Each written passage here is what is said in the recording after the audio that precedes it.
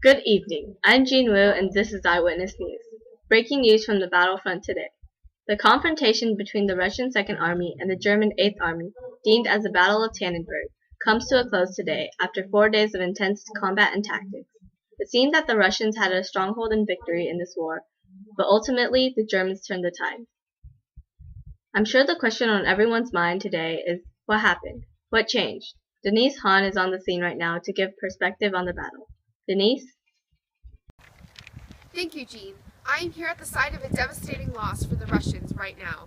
The Battle of Tannenburg resulted in substantial casualties on the Russian side and the destruction of the Russian Second Army in this very location. I have been informed that the initial plans were to carry out an attack on the frontal and rear of the German Eighth Army, but the plan was then thwarted due to the plan of Colonel Hoffmann. Here, the Germans were able to carry out their plan of total encirclement and destroy the Russian Second Army through radio intercepts, which revealed the distance between the armies and other crucial information.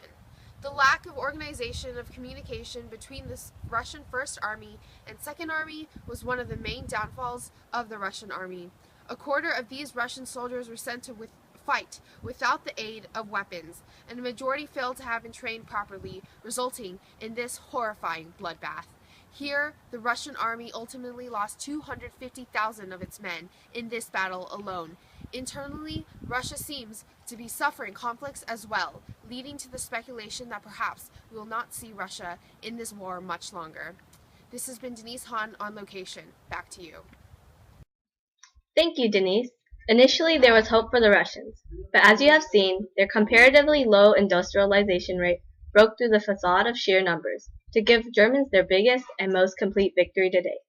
What is the future of Russians' participation in the Great War? How long will this war last? And what is next?